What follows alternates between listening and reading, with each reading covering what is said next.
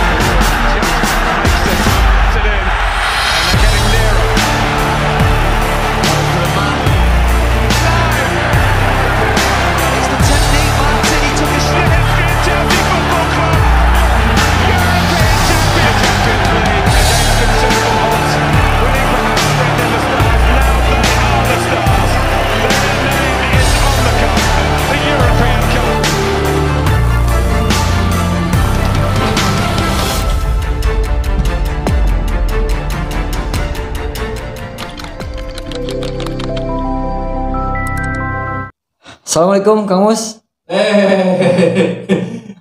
Kok anda lagi ya? Apa kabar? Baik. Wah, punya jabatan baru nih, coach. Gimana jadi pelatih? Coach-coachan gitulah. Cuman waktu itu ya kebetulan saja dipercayai untuk memimpin menemani anak-anak lah untuk mengikuti Liga Santri. Enggak, yang saya tahu ya, perkenalan kita kan awalnya di pondok gitu kan. Iya.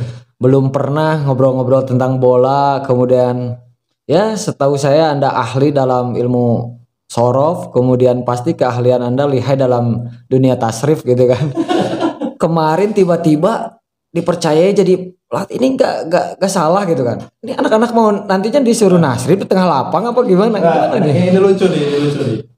Jadi ini kalau kalian percaya ya, saya jadi pelatih itu dari iseng kayaknya. Kok bisa Jadi iseng? waktu itu di grup-grup pengurus-pengurus pondok itu kan ada yang ngirim link untuk mendaftar ikut lomba Liga Santri Iya. sepak bola. Saya nggak kepikiran tuh mau jadi pelatihnya atau apalah, iseng-iseng lah. Sahabat saya tuh yang namanya Andri gitu. Iya. Sudah pelatihnya saya sama Kang Musa gitu. Ya cuma segitu aja, selintas dari ucapan-ucapan begitu aja. Tiba-tiba ternyata yang didaftarkan ke Kasat itu, ke PSSI, ternyata saya sebagai pelatih. Ya udah kalau udah ditulis Tunjuk ya udah lah haula aja lah gitu, namanya juga santri ya. Jadi jangankan yang lain gitu kan. Saya pribadi bertanya-tanya ini benar nggak gitu kan. Sebenarnya dari nanti mau ngelatih apa gitu kan, mau memberikan apa. Jadi emang sebenarnya secara pengalaman Anda benar-benar bisa melatih, Pak. Nah ini sulit dipercaya nih kalau ini nih. Kalau saya cerita ini sulit dipercaya nih pasti. Ya itu terserah lah, kembali ke kalian ya. Kalau mau percaya atau enggak. Dulu, yang namanya juga dulu ya. Iya. Dulu itu sekitar tahun 98-99. Bisa berapa? Berapa belas tahun? Kelas berapa? Kelas 99 itu kelas 3 SD ya. Kelas 3 sampai kelas 4 SD. 5 lah. Iya, kelas 4 kelas 5 SD. Kelas 4 ya, kelas 5. Saya itu suka curi-curi waktu, kan saya termasuknya dari keluarga yang orang tua itu pokoknya fokus ngaji aja, jadi orang tuh gak usah mikir yang aneh-aneh gitu, kalau mau main ya main aja. Nah, saya tuh suka curi-curi, bahkan beli peralatannya juga itu hasil curi-curi dari uang orang tua tuh. Iya. Yang ditiru tuh ini. Terus ya singkatnya saya itu waktu kelas 5 SD ikut sekolah sepak bola di daerah Pabrik Nayatek. Kalau sekarang itu masuknya ya masih kecamatan di Cicalengka. Saya kira SSB-nya sudah nggak ada tuh sekarang. Dulu itu namanya SSB Gerak. Jadi waktu SD saya rutin 1 minggu 3 kali itu hasil nyuri-nyuri waktu dari orang tua, ikut latihan, ya latihan biasa kayak anak-anak SSB gitu. Iya, iya. Ada beberapa nama sebenarnya yang waktu itu kebetulan bareng sama saya ikut latihan amatir SSB.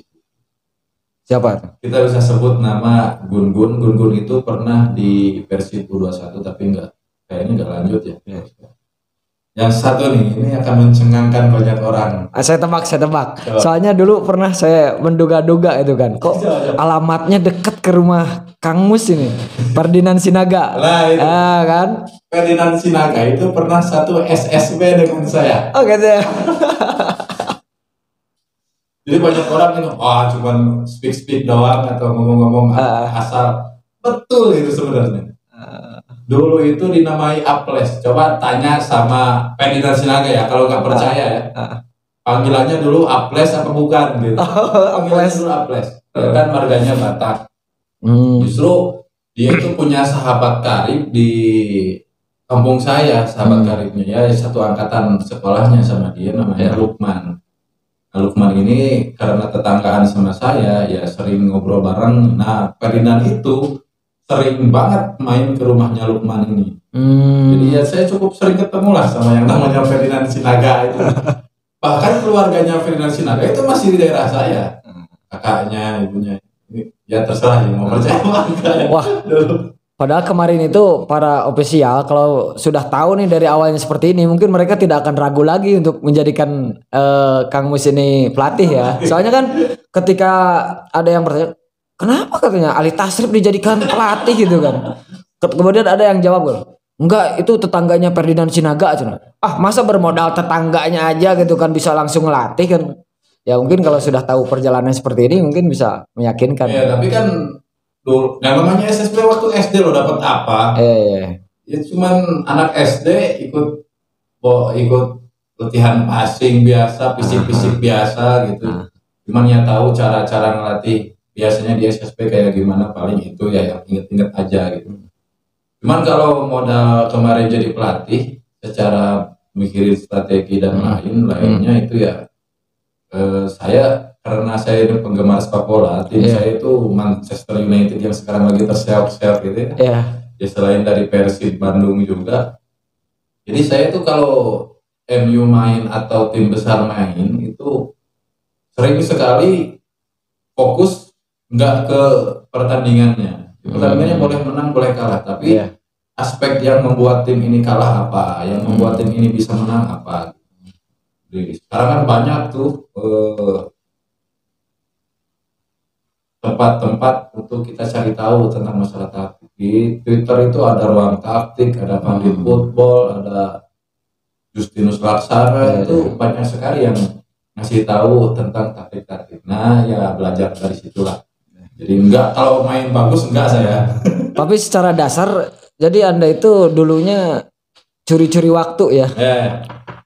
Saya gak kebayang kalau misalnya Anda dulu difokuskan gitu sama orang tua gitu kan ke jalur bola gitu kan. Soalnya kan ya punya peluang besar gitu kan pada waktu itu. Mungkin bisa jadi saya sekarang ada di mana gitu ya. Tapi fakta menjawab ya, dari sekian tahun saya juga mengikuti pergerakan atau kemajuan dalam dunia sepak bola di Pesantren Fauzan.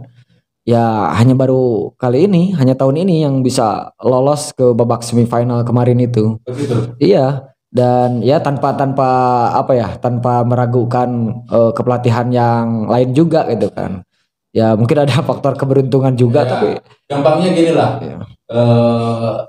Justru malah pelatih sebelumnya itu seperti membangun, seperti menanam kalau lagi bercocok tanam. Menanam. Kemarin kalah di penyisihan, kalah di pertandingan kedua dan lain sebagainya. Nah sekarang pemain-pemain yang kebetulan saya latih ini adalah pemain-pemain yang dulunya juga pernah mengikuti ajang-ajang pertandingan sepak bola. Jadi saya kayaknya gampang ya, tinggal meneruskan terus menentukan strategi saja. Gitu. Ya masuk ke babak semifinal ini gak mudah loh Pak. Itu tahapan atau apa ya? sugesti apa sih yang ditanamkan kepada anak-anak gitu Kalau bisa. sugesti ya Anda lah. Anda kan tuh tulisannya juga hypnosis community. Saya malah nggak tahu kayak gitu. Bahkan kayak orang bilang kasih doa atau apa, justru saya nggak tahu sama sekali yang begitu. Mungkin ada lah yang ngasih doa gitu yang nggak tahu saya. Saya cuma fokus ke strategis, membaca permainan lawan. Yang lucunya ini gini, banyak orang bilang bahwa Fauzan ini yang main sekarang sampai semifinal itu berlatih jauh-jauh hari sebelum pertandingan ini dimulai. Sebenarnya tidak. Jadi bisa dibilang 4 hari sebelumnya lah tim ini terbentuk. Dadakan gitu. Nah, bukan dadakan lagi. Kayak orang namanya santri punya kegiatan sendiri. Betul. Saya sendiri ya, karena seperti Anda bilang tadi ya, saya itu sebenarnya fokus di dunia pendidikan agama Islam. Ya.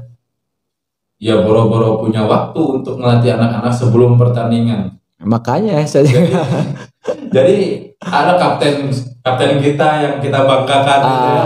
Aldi gitu, Aldi yang sekarang jadi artis, banyak yang minta foto dan lain sebagainya.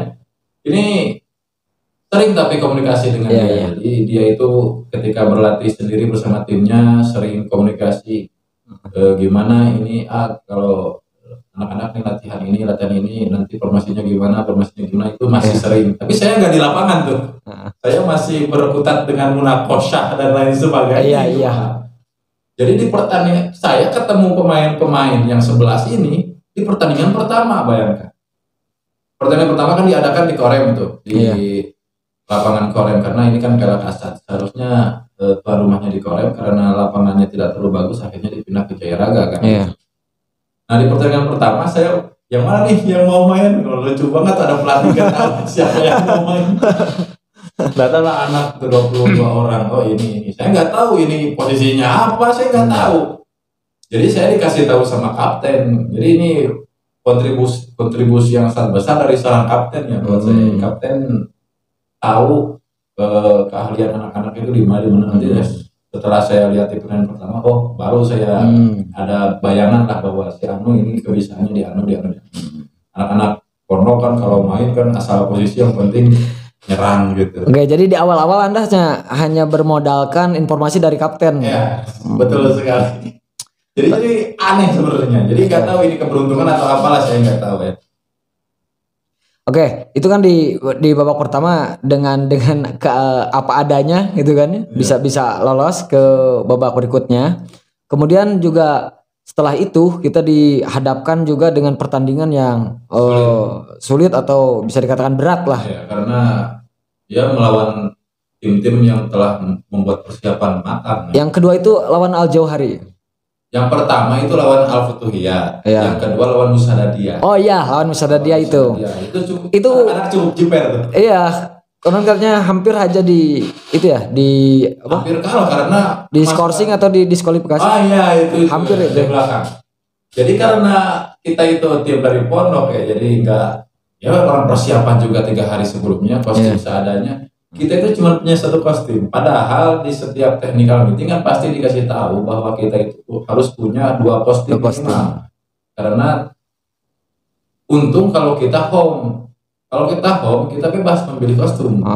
Tapi kalau kita nanti posisinya away atau sedang tandang, berarti kita harus mengalah kalau misalkan nanti lawan kita berkostum sama.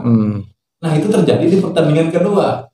Sialnya tim lawan juga diminta untuk minta ganti kostum. Ternyata sama punya 1 kostum. Kostum juga. Bingung kan tuh. 15 menit sebelum kick off kita cari kostum. Nah, gimana itu bisa selamat itu? Ya karena mungkin ada official kita yang tahu beberapa orang yang suka jual-jual kostum. Dan baru kemarin juga kan beli rompi sebenarnya. Tadinya mungkin bisa pakai rompi, ternyata nggak bisa. Rompi nggak ada nomor punggung. Ya sudahlah, akhirnya dengan berbekal, padahal bawa persiapan uang juga enggak tuh. Untung yang jual kostumnya enak tuh, bisa nanti gitu bayarnya. Ada tuh 18 kostum, kurang kan harusnya 22 kostum karena kita 22. Yang kebagian cuma 18 tuh. Akhirnya waduh, 18 nih, berarti ada 4 orang yang harus dikorbankan untuk pertandingan itu, tidak main kan. 15 menit, sedangkan pedagangnya jarak ke stadion itu setengah jam. Coba. Kok bisa keburu? Ya nggak tahu lah. Itu ada faktor keberuntungan juga. Saya juga minta untung panitia ofisial juga cukup memberi waktu untuk kita ya.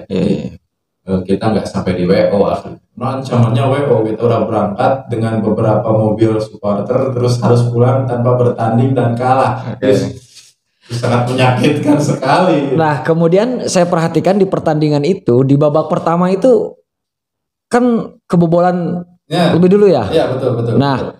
yang saya salut itu di babak kedua anak-anak kita atau Fauzan FC ini bisa membalikan keadaan. Nah, lagi-lagi ini yang ingin saya tanyakan. Ini apa sih rahasianya gitu kan? Kok bisa? Jadi oke lah, nggak apa-apa ya orang pertandingan udah selesai. Kita bongkar saja strategi Fauzan waktu melawan Musadia. Oke, gimana tuh? Jadi formasi awal kita itu 4-3-3 dengan 3 penyerang di depan, kiri kanan dan penyerang tengah. Terus kita kasih 2 pemain tengah untuk mengatur serangan. Jadi cenderung bertahan ya formasi ini. Justru malah menyerang karena penyerang 2 ini pemain tengah 2 ini akan difokuskan menyerang dan kita hanya meninggalkan 1 pemain bertahan di tengah. Itu sama Hiban itu. Baru 4 back sejajar. Yang kadang saya arahkan yang LB, yang left back sama yang right back ini untuk ikut menyerang. Kemasukan tuh. Iya.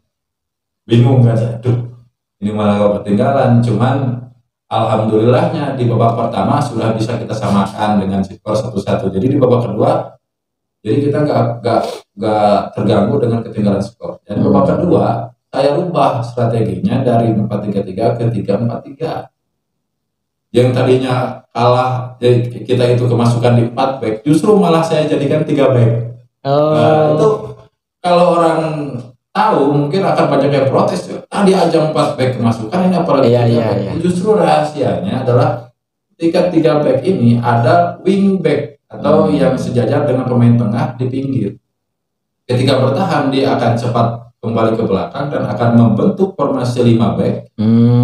Karena yang di pinggir ini nanti akan mundur.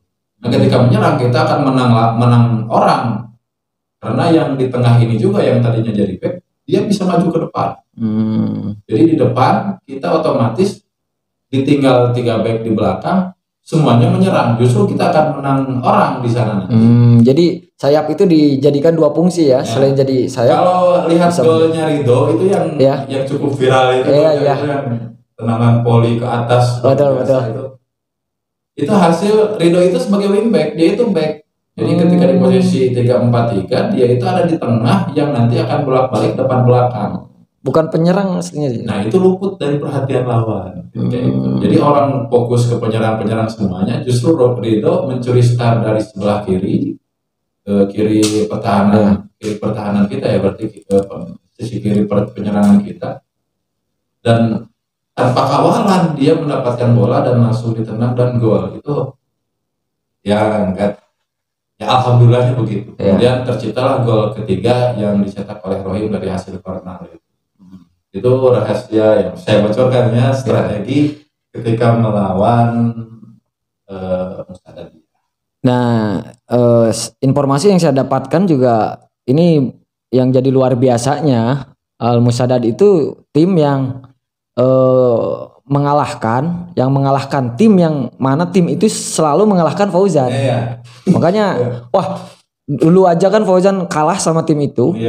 Kemudian sekarang kalah sama Musadia. Wah, gimana kewalahannya Fauzan melawan Al Musadia, tapi ini benar-benar ada keajaiban ini. Itu ya nggak tahu ya semuanya tetap kembali kepada pemain. Apakah mengikuti instruksi apa tidak. Kalau pelatih kan hanya untuk memberikan strategi dan formasi, penempatan pemain, dan nanti yang mengeksekusikan tetap orang yang di lapangan, bukan pelatih. Yang mencetak gol tetap lawan, yang masukkan tetap orang yang di lapangan kan, bukan pelatih. Betul betul. Jadi ketika sesuai instruksi ya alhamdulillah kita bisa menang. Tapi ketika kadang ya sesuai instruksi pun kalah kan biasa aja. Iya, iya. Sepak bola gitu. Tetap yang bisa menangkan tetap pelatih, tetap semua pemain dan semua ofisial juga supporter luar biasa. Kemudian berikutnya setelah memenangkan pertandingan itu pasti mereka juga menambah kepercayaan diri. Iya, Tapi mental bertambah. semakin lolos tentu levelnya juga semakin tinggi kan. Iya. Semakin mengerucut nih. Bertemu dengan Al Jauhari yang telah melewati Al Qanaah. Nah, Lawan bebuyutan kita yang sering mengalahkan kita. iya itu betul. Nah, persiapannya gimana lah ketika menghadapi Al Jauhari? Gak banyak persiapan sih karena ada 2 hari jeda ya yang disediakan oleh panitia untuk kita rehat. Jadi kita hanya latihan ringan-ringan dan menentukan strategi gimana caranya melawan Musara Al Jauhari. Iya. Ketika dilihat di video pertandingan sebelumnya bahwa Jauhari ini mengandalkan umpan-umpan pendek, jadi cukup dinamis penyerangannya dan kita itu kan belum bisa begitu gitu. Jadi ini bagaimana cara ngeredamnya gitu. Ya karena pakemnya kita itu anak-anak sudah kompak dengan 4-3-3 ya kita pakai lagi 4-3-3. Hingga tidak ada gol gitu ya. Di babak pertama nggak ada gol sama sekali. Ya akhirnya ya masa kita nggak buat perubahan kan ya. Bagaimana kita caranya kuat bertahan juga kuat menyerang karena di Al Jauhari juga penyerangan orang-orang tinggi-tinggi semua gitu. Ada nomor 4 tuh ya kalau nggak salah nomor 4 terus nomor 11 itu tinggi menjulang, jadi kalau bola atas saya kira kita kalah ya. Ada beberapa kesalahan di pertandingan melawan Al Jauhari yaitu di sisi belakang. Di belakang itu entah kenapa sering terlewat bola. Colongan atau Karena garis pertahanan kan kita fokus menyerang melawan Al Jauhari. Jadi garis pertahanan kita tinggi. formasinya berapa waktu? Tetap 4-3-3. Jadi si 4 back sejajar ini ketika menyerang akan berada di garis tengah lawan. Nah ini kan cukup beresiko sebenarnya. Tapi kan kita ingin mengejar gol cepat. Jadi kita ingin mengejar gol cepat, kita paksakan seperti itu.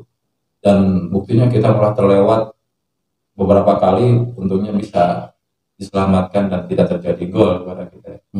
Akhirnya babak kedua kita berubah lagi dengan formasi plan B-nya yaitu di 3-4-3. Nah kita lebih menyerang tuh, pertahanan lebih rapat dan kita menyerang cukup ada beberapa kesempatan berbahaya. Cuman ya mungkin faktor keberuntungan kita tidak bisa mencetak gol dan berakhir di adu final. Oke. Nah sebelum ke penalti, saya kan pada waktu itu nggak ikut langsung ke stadion ya, tapi saya menyaksikan di tayangan YouTube. Nah itu bisa berjalan kondusif ya pertandingannya ya, meskipun saya perhatikan, wah ini sudah panas. Benar. Dari semua pertandingan ya sampai ke semifinal itu adalah pertandingan yang paling panas. Benar. Pertama dari segi pendukung, supporter kan, sama-sama banyak, sama-sama kuat. Kemudian saya juga perhatikan di YouTube itu pimpinan pesantren Kiai Haji Jujun, sampai turun. Anda pasti bertemu langsung dengan beliau. Bertemu, bahkan sempat foto-foto dan orangnya sangat enak ya, sangat ramah dan bahkan menghampiri kita ke ruang ganti, menyalami kita semua ya, saya respect sekali sama salut ya beliau ya. Luar biasa waktu itu. Gak gini. Saya juga perhatikan di pertandingan sebelumnya itu kan supporternya kebanyakan santriwan. Nah, kenapa pas Fauzan itu lebih banyak supporternya itu santriwati? Oh, yang di Al Jauhari. Itu jadi pertanyaan, kenapa ini? Apakah ini termasuk strategi gitu atau gimana? Itu bisa jadi karena ini yang bilang langsung Kiai Haji Jujun Junaidi ya. Iya. Jadi beliau itu malah terang-terangan bilang, jujur katanya kalau saya bawa supporter laki-laki, ini kan sudah panas dari awal nih, takutnya malah macam-macam. Iya, terjadi hal yang tidak diinginkan ya. Dan saya tahu bahwa Fauzan katanya paling gak kuat kalau sama yang bening-bening. Saya kira supporter Fauzan ini akan cenderung lemah ketika, Luluh gitu kan. luluh ketika dihadapkan oleh santriwati. Dan ternyata yang namanya wanita suaranya sempurna semua ya, suara tinggi, kalah kita nyanyi. Gila ya, luar biasa strateginya sampai ke supporter loh dia. Itu beliau sendiri yang bilang gitu. Beliau sendiri ya. Jadi saya nggak bawa bahasa sendiri ya. Iya. Beliau. Gila. Oke Pak, kita lanjut ke dramatis adu penalti itu Pak. Sebenarnya kan awalnya imbang juga ya. Iya, 4-4 itu kan awalnya kan harusnya 5-5. Kenapa jadi 4-4? Kelima yang menendang. Dua penendang pertama tidak gol. Oh, jadi dari sana tidak gol, dari kita tidak gol. Irwan yang menendang dari kita itu tidak gol. Tidak gol. Penendang pertama malah yang harus mengangkat mental anak-anak. Tapi ya nggak tahu ya, karena mental juga itu urusannya bukan masalah nendang itu, tapi masalah mental juga sangat menentukan di situ ya. Yang paling banyak diprotes itu adalah ketika saya memasukkan di akhir-akhir babak kedua nih, sebelum adu penalti, saya memasukkan Ismunandar nomor 20 gitu. Yang secara kecepatan, secara stamina itu kurang dari yang lain. Banyak yang mencemooh keputusan saya memasukkan seorang Ismunandar waktu itu. Tapi saya yakinkan Ismunandar, kamu bisa. Padahal ya tujuan saya bukan hanya untuk menambah serangan supaya bisa menang sebelum adu penalti, tapi juga untuk persiapan adu penalti. Oh, jadi Anda sudah menduga kuat ini akan terjadi adu penalti ya? Jadi karena itu sudah menit-menit hampir akhir ya, terus deadlock ke sini, deadlock ke sana, deadlock ini nggak ada perpanjangan waktu, pasti langsung adu penalti ya, otomatis harus memikirkan itu. Ya. Dan Anda tahu kualitas si Ismunandar itu bagus tendangannya gitu? Ya bukan tendangannya yang bagus ya, mentalnya yang bagus. Oh.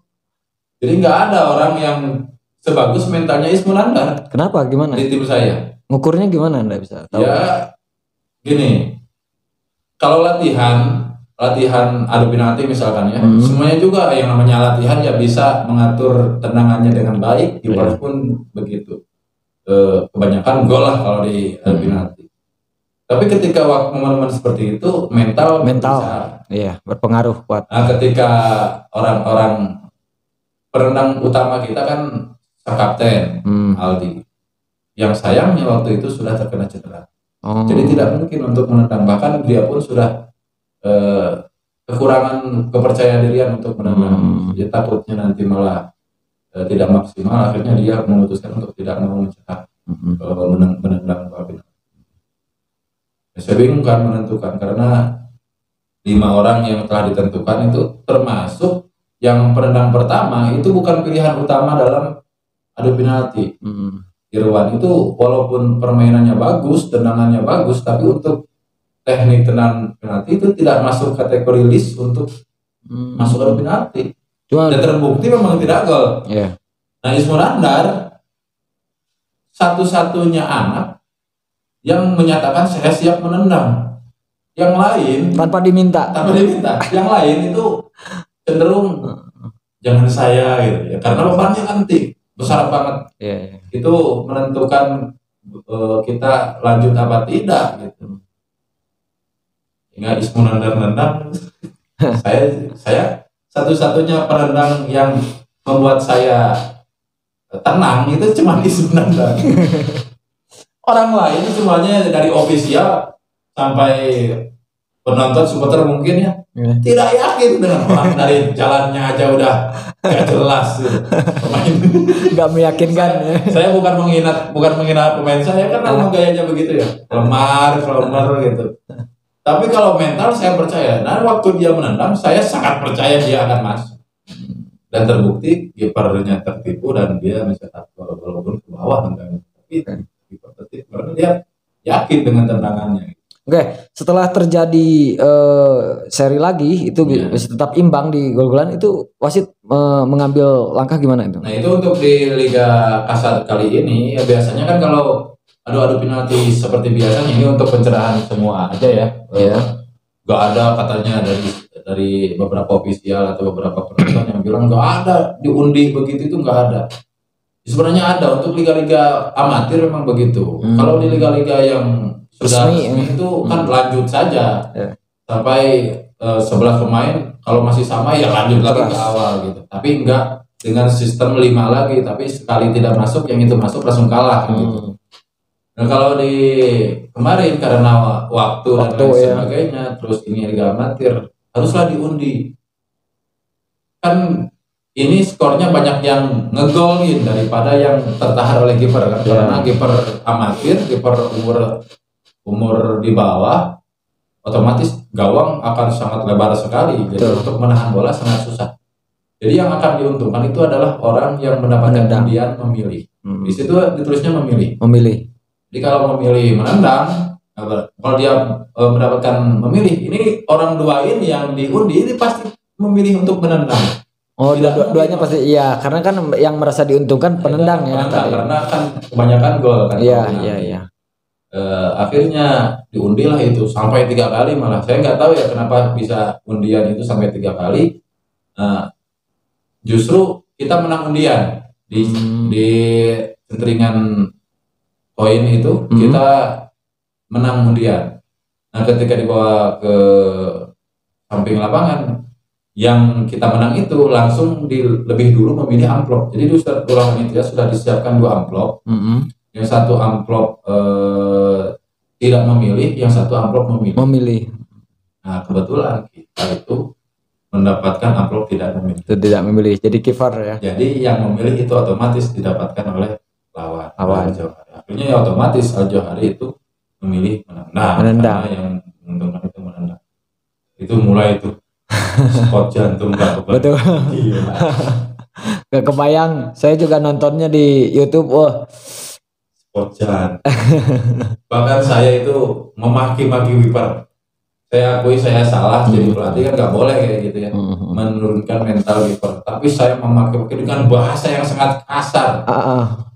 Ya tapi tujuannya memotivasi dong. Seolah-olah kalau kau tidak dapatkan itu bola, hancur kau gitu. Kalau tidak dapatkan itu bola atau kalau sampai gol habis gitu saya bilang. Kayaknya kiper bukan fokus ke bola deh kayaknya. lebih cenderung takut gitu soalnya kelihatan deh ekspresi ketika bisa menahan bola. Itu langsung dia loncat-loncat kemudian dikerumuni sama pemain lain gitu kan. Selamat kayak kamu selamat deh. Tidak jadi gitu kan di kisah begini. Gol tembak kayak Kim Jong Un. Gila itu.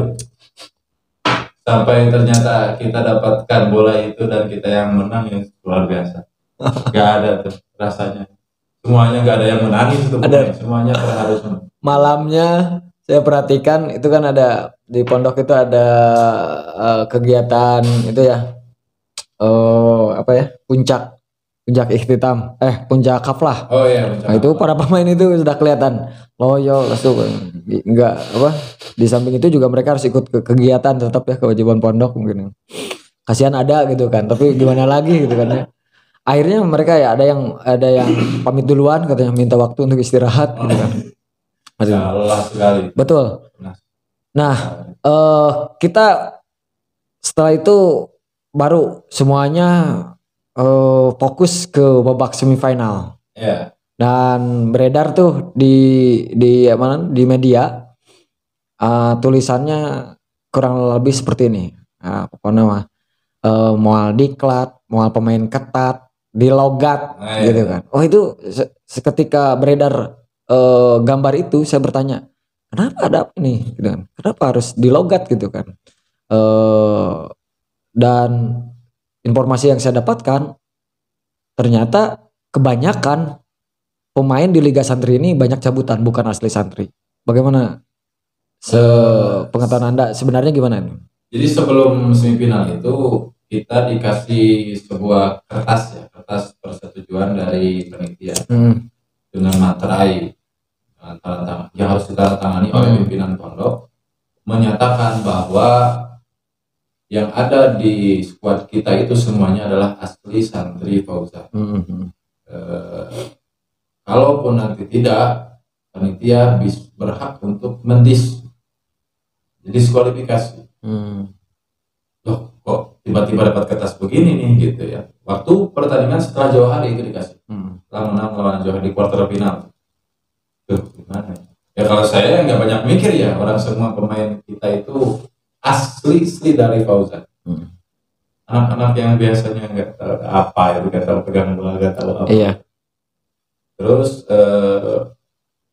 sebelum ya di kan semifinal hari Rabu tuh, Iya. Selasa ada technical meeting dari panitia tuh mengundang semua manajer tim dari setiap pondok untuk menanyakan, ya kira pasti untuk menanyakan hal itu, Keaslian para pemain ya. dan hasil beberapa kabar yang ya karena saya nggak ikut juga ya karena fokus untuk melatih, yang udah hadir ke sana itu manajer tim sama ofisial, dan kabar ke saya itu bahwa dari keempat tim semifinal, ketiga tim ini memakai pemain sebutan. Jadi entah dari mana SSB-nya atau dari mana nyambutnya, pokoknya mencabut pemain yang ya pastilah pengen menang ya, nyambut yang bagus ya mas. Iya. Gitu. Di situ kok bisa gitu kan, ini kan Liga Santri, harusnya kan ya santri aja yang ikut sebulan. Dan ternyata setelah ditelusuri memang ada juknis dari panitia yang mengatakan bahwa boleh mencabut pemain asal tidak tercatat sebagai pemain profesional. Jadi kalau dari SSB boleh gitu. Wah itu saya nggak tahu dari awal tuh yang begitu tuh. Nah justru nih yang saya salutkan ya, sebenarnya saya juga yang paling khawatir itu ketika melawan Al Jauhari. Al Jauhari kan di gini ya. Di kadang-kadang santri semua gitu. Enggak, justru Al Jauhari saya mengira akan membawa pemain-pemain yang berkelas. Secara kan Pak Kiai Jujun itu kan sebagai apa di Persib itu? Penasihat. Sebagai penasehat ya, masalah sebagai penasehat gak bisa bawa. Ya makanya beliau marah-marah tuh di sana. Oh gitu? Tahu gini saya ambil semuanya Persib U17. Ketawa semua gitu. Orang saya merasa. Nah, saya tuh pernah ke sana. Wah, ini lawan Al Jauhari gak bisa diremehkan, soalnya kan Pak Kiai itu sebagai penasehat di Persib gitu kan. Ya setidaknya bisa bawa 1-2 pemain. Lihat pertandingannya lihat Jauhari. Oh iya ini santri gitu. Iya.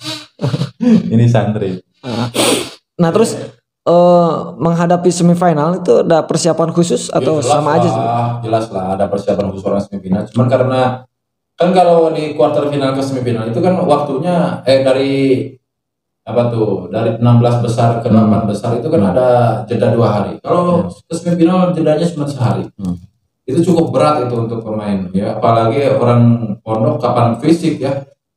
Orang-orang yang nggak tahu ya, jarang untuk olahraga yang serius dan lain sebagainya, fisiknya susah untuk terjaga. Tapi ya kata anak-anak apa wani, pokoknya yang penting wani gitu. Ya, saya juga salut ya sama anak-anak ini. Ini terutama kaptennya ini kan. Ya secara kan jabatannya di pondok kan sebagai ketua keamanan gitu. Saya nggak, ini dia gimana bisa fokus ke bola gitu kan. Sementara pas pulang di pondok juga harus ngurus anak-anak. Betul gitu kan. Wah, ini Pak Kapten ini benar-benar luar biasa. Dan sebenarnya pada sore hari ini beliau itu saya undang. Seharusnya saya hadir, tapi seharusnya dia hadir, tapi mungkin karena ada juga kesibukan di pondok jadi nggak bisa. Keamanan di pondoknya. Iya. Respect benar sama Pak Kapten itu. Oke. Persiapan lain menuju semifinal itu? Ya, yang paling dititik beratkan itu di strategi. Jadi di strategi itu ada banyak sekali perubahan yang dilakukan, termasuk komposisi pemain. Mungkin kalau yang mengikuti jalannya Fauzan di Liga Santri ini, semua pemain itu selalu berubah, tapi enggak pemain intinya seperti ada Syahrul, ada Azmi itu adalah pemain inti yang pasti main lah ketika bertanding. Nah, ketika menghadapi semifinal ya harus berubah, karena yang kita tahu lawan kita ini ada pemain cabutannya, ada diklatnya, dan dilihat dari ketika melawan Persis Tarogong yang menang 3-0 itu, main luar biasa. Oper-opernya udah jalan. Betul. Di Terus awal-awal juga saya perhatikan kalau semifinal kan saya langsung juga ikut menyaksikan langsung. Itu cenderung lapangan itu dikuasai iyalah, setengah oleh jadi pas Al-Huda ya. dan banyak orang menyayangkan kok bisa loh terus-terusan dikurung, nanti Iya. kemasukan gimana? Itu bagian strategi saya justru. Nah ini harus dibuka, ya harus tahu kenapa anak-anak itu enggak ke depan atau gimana. Justru malah strateginya ketika melawan Al-Huda karena kita akan kalah sprint, Betul. kalah operan. Ketika kita bermain terbuka, kita akan habis. Saya yakin kita akan habis. Bahkan lebih dari 3 gol malah. Bukan saya mengecilkan anak ya, kita kan harus paham amunisi sendiri gitu. Keadaan pemain kita kan setelah fisiknya tidak paripurna, juga secara sistem main itu kan belum jalan, belum terlatih dengan baik, kekompakan, chemistry dan lain sebagainya. Ya terpaksa saya buka formasi tetap 4-3-3 tapi dengan 2 pemain bertahan di belakang. Jadi 4 pemain sejajar ditambah 2 pemain tengah bertahan. Jadi kalau dihitung nanti akan jadi 6 backnya. Iya. Karena ini akan fokus menjaga kedalaman lini pertahanan sendiri. Gitu. Nah, yang disimpan di depan itu cuma 4 sama pemain tengah yang juga pemain tengah punya tugas untuk bolak-balik juga ke belakang ke depan. Otomatis kalau strategi begitu itu otomatis itu pasti diserang otomatis karena posisi kita di depan tidak terlalu banyak dari pemain belakang. Iya. Jadi kita tumpuk di pemain belakang. Intinya bertahan. Intinya kita bertahan. Ya benar. Saya perhatikan juga meskipun permainan ini setengah lapangan ya, tapi anehnya nggak bisa tembus ke ya ada 1-2 gitu kan yang sampai ke garis kiper itu. Memang jadi itu intinya bagian dari strategi ya seperti itu ya. Dan salutnya saya anak-anak yang nggak pernah latihan SSB, nggak pernah latihan strategi dan lain sebagainya bisa paham apa yang bisa menjabarkan strategi saya di posisi 4-2-1-3 ini di lapangan. Saya juga terharu lihat anak-anak bisa sefokus itu, bisa sedisiplin itu ketika menjalankan strategi luar biasa. Di babak pertama mereka dengan ball posisi mungkin sampai 60-70% tapi tidak bisa mencetak gol. Luar biasa anak-anak. Jadi permainan kemarin itu semuanya berdasarkan instruksi Anda ya? Justru kalau dikalkulasi ya dari pertandingan pertama, kedua, ketiga dan keempat yang sesuai instruksi saya itu paling banyak di pertandingan terakhir itu di semifinal. Hampir semuanya sesuai instruksi. Hingga di babak kedua ada perubahan. Di babak kedua ada beberapa perubahan dengan cara main pragmatis. Maksudnya pragmatis itu ketika ada pemain tengah mendapatkan bola atau pemain dari gelandang bertahan mendapatkan bola itu akan langsung umpan lambung ke dua sayap kiri kanan. Dan itu ada beberapa yang terjadi dan beberapa menciptakan peluang. Itu pragmatis seperti itu waktu di semifinal. Secara strategi ya, arahan kepada anak-anak itu begitu dan hingga kita kemasukan, kita kan terlecut tuh. Akhirnya mau tidak mau karena kita tertinggal, nggak mungkin kan terus bertahan.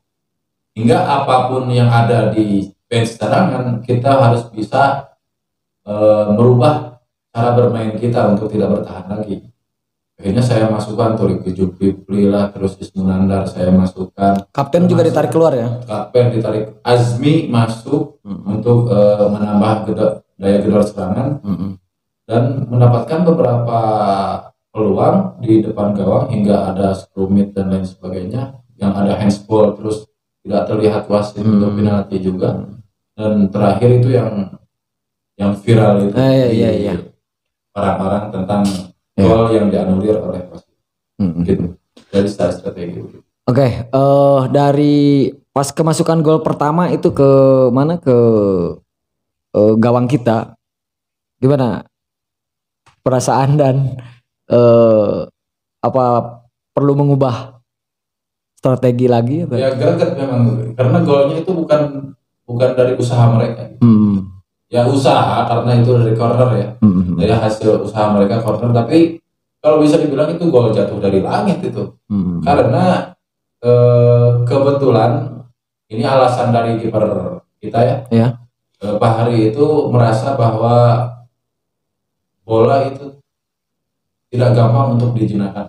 Ya memang sulit, jauh dari jangkauan.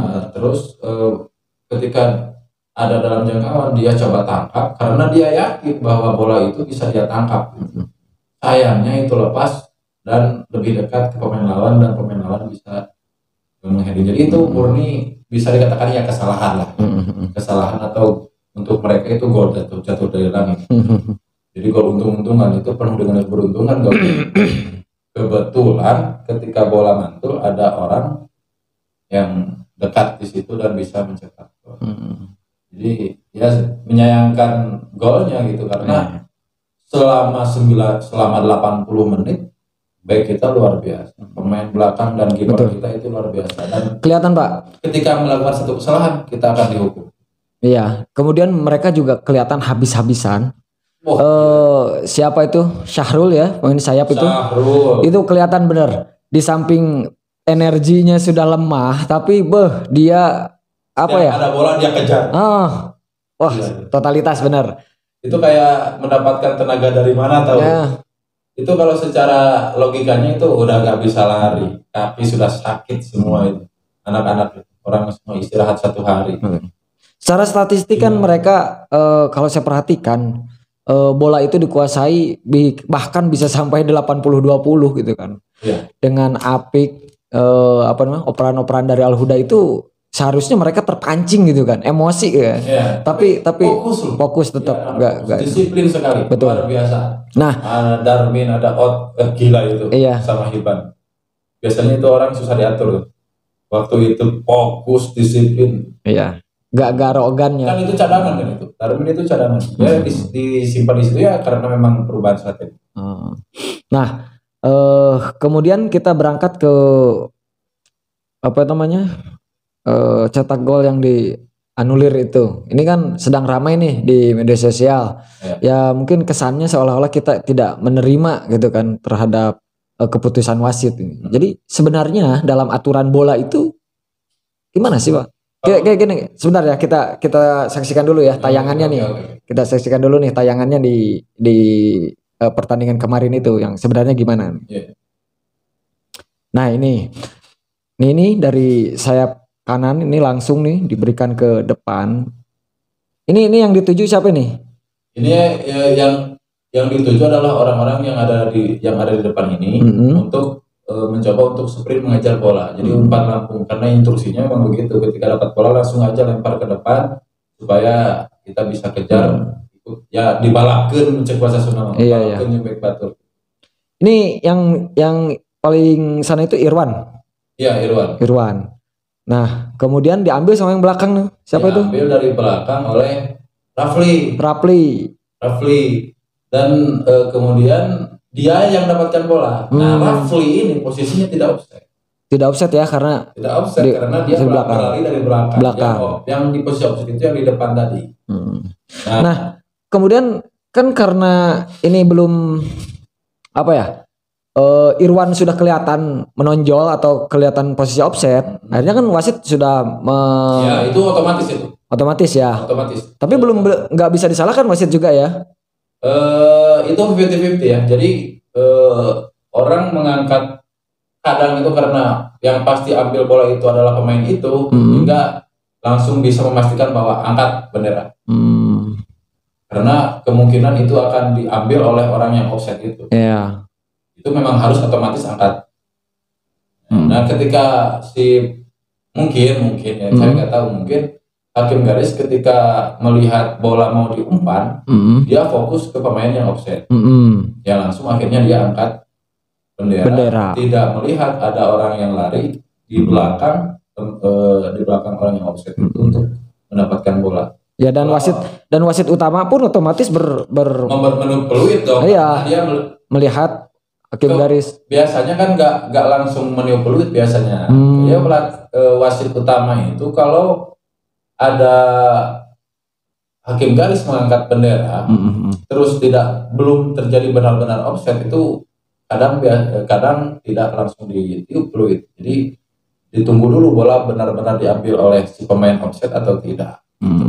Jadi kalau dilihat bola-bola di profesional itu begitu. Jadi ketika wasit hakim garis angkat bendera, apalagi sekarang ya ada teknologi VAR, itu gak mungkin langsung peluit, itu tidak mungkin.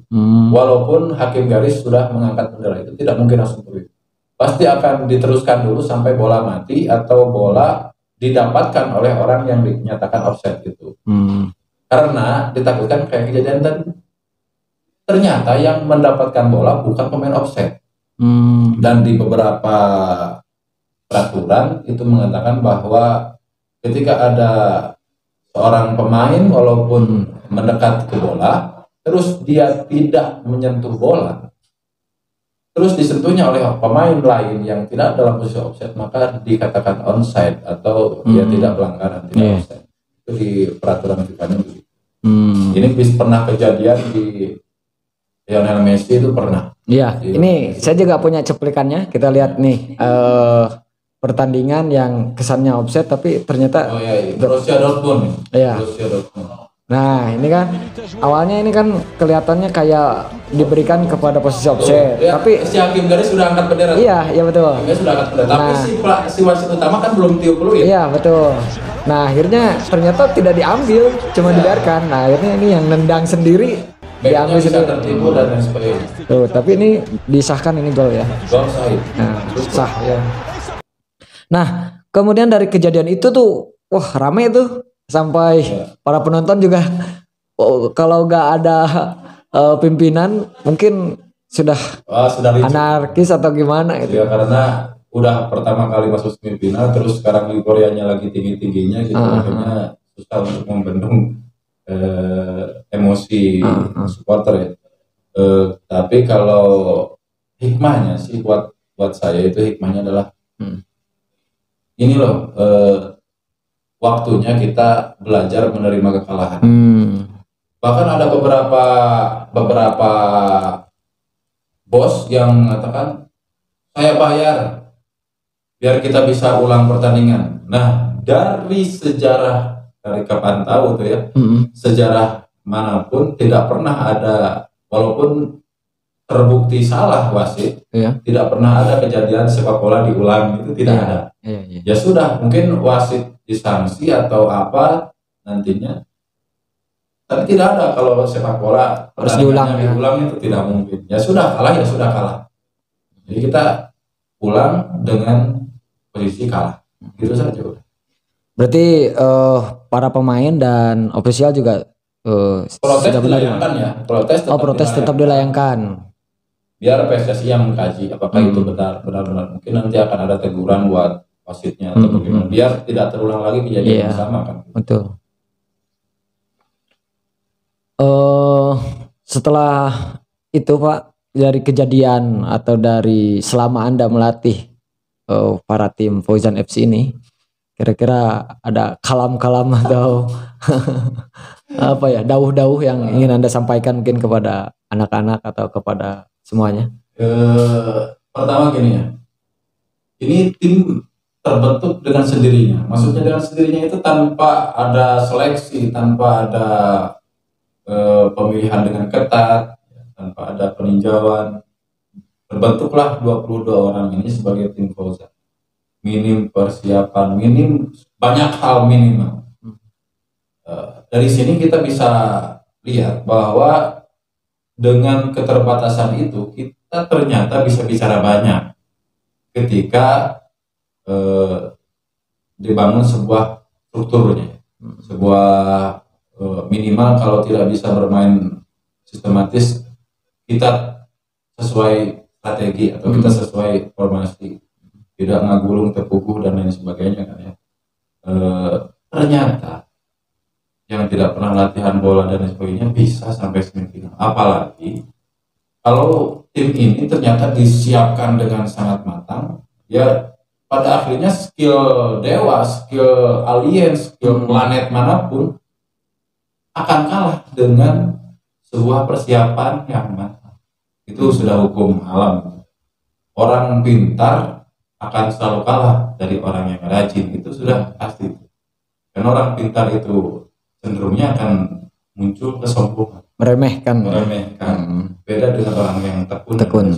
Selalu Dan berhati-hati, kita kalau bersiap-siap. sudah dipersiapkan dengan baik, berlatih dengan jelas, tanpa potensi yang bagus, ya akan bisa bicara lebih dari ini. Akan bisa bicara lebih dari ini. Itu saya pastikan. Yang kedua, ini untuk pelatih setelah ini ya. Kemungkinan kalau nanti serius kan nggak mungkin saya ini bukan orang yang berlisensi, gampangannya bukan orang yang berlisensi.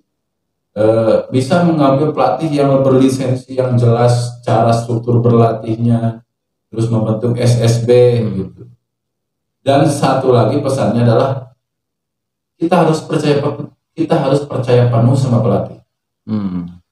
Karena kalau pemain banyak instruksi dari siapapun itu, otomatis tidak jalannya strategi itu akan sangat akan banyak sekali presentasinya. Tentu bingung lah. Ada Pemain bingung. Ada 2 instruksi atau 3 instruksi.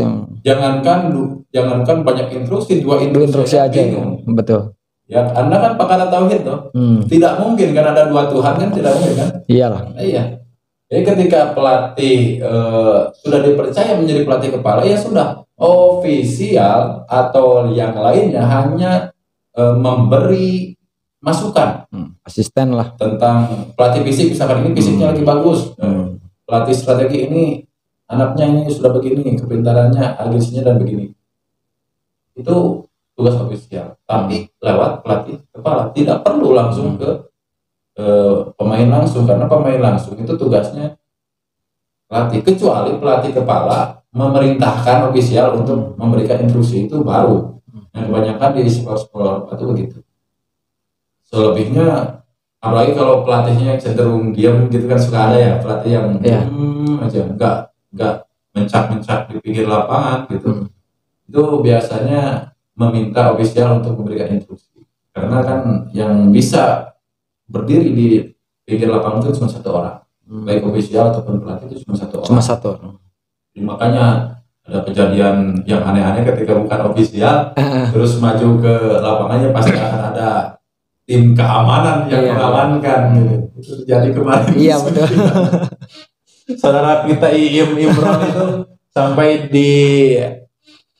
ditarik sama TNI ya. Karena ini piala kasar ya, berarti yang jaga-jaga pasti TNI. Ya mungkin dia juga greget gitu kan di ajang-ajang sebelumnya kan beliau juga jadi tim pelatih. Ya mungkin nggak apa ya, nggak terima. Masih merasa dia sebagai ofisial itu bisa protes, padahal dia tidak dimasukkan. Baik Kang Mus, kedepannya Anda kalau diminta melatih akan siap nih. Soalnya saya dengar-dengar kalau sudah seperti ini ya sekalian aja Fauzan juga buka SSB. Ya kalau buka SSB ya jangan saya lah. Saya kan waktunya bukan terbatas ya.